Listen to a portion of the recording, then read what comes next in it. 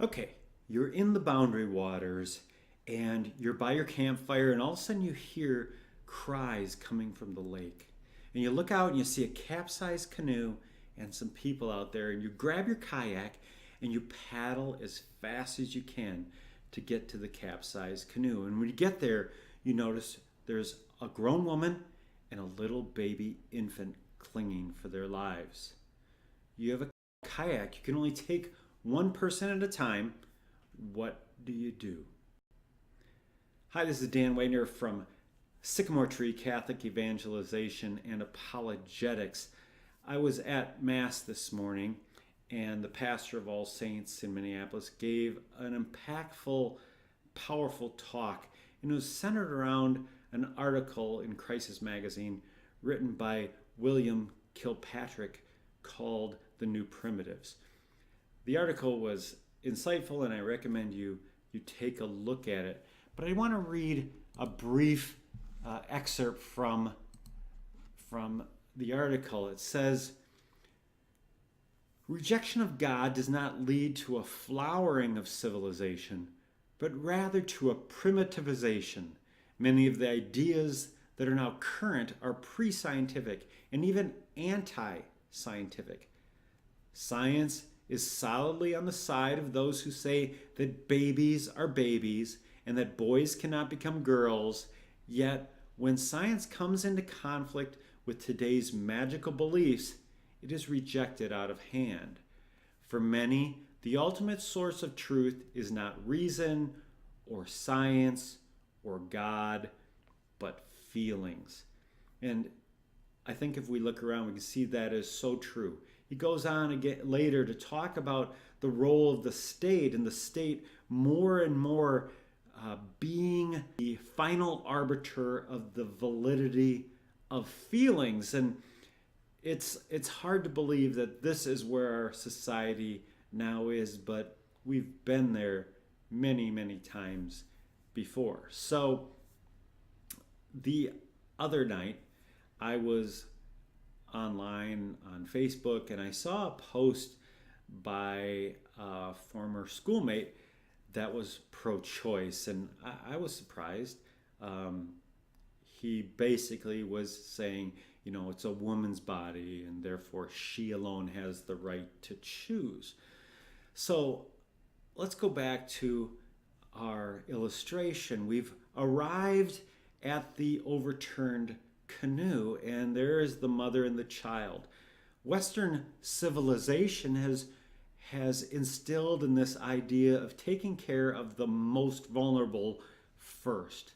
So that's our job, is to take care of those who are most vulnerable first. And from the simple view of things, we could obviously see that the baby infant is most vulnerable, and it would be normal and right and appropriate. In fact, it'd be the only good thing to do 100 times out of 100 is to rescue the baby first. Rescue the baby first. Why?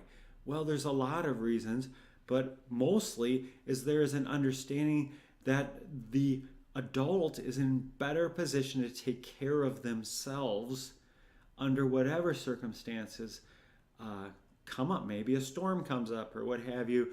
The adult can handle themselves better. And then secondly, think about the scenario where the woman bullies you into rescuing her first, leaving the baby behind. Well, why is she doing that? She could be afraid. She could be traumatized by the event. She could be temporarily not thinking clearly and operating merely out of a survival instinct. And doing so, she would have you rescue her first, but maybe 5 minutes or 5 years from now, she will regret that decision when that child ends up drowning. So the reality is that we all know, and we should know, that it's imperative that we always take care of the most vulnerable first. I want to piggyback a little idea on the back of this, though. We know that this is true, that we take care of the most vulnerable first. The whole human rights movement, the movement that Recognize the vulnerability of black people to constantly have injustice heaped upon them caused us to do the civil rights movement of the 60s. And before that, we as a society, we as a Western society value this idea of taking care of the vulnerable. And so we're willing to adjust society and our laws to make sure that the vulnerable don't get taken advantage of.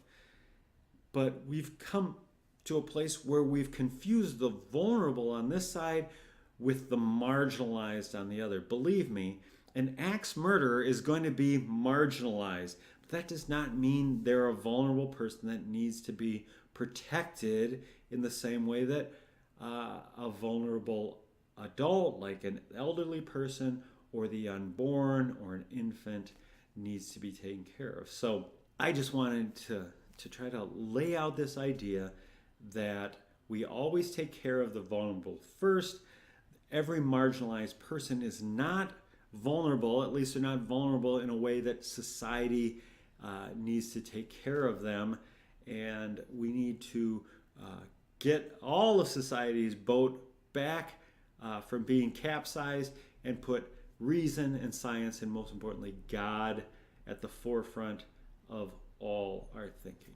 This is Dan from Sycamore Tree Catholic Evangelization and Apologetics. Thanks for watching. Have a great day. Bye-bye.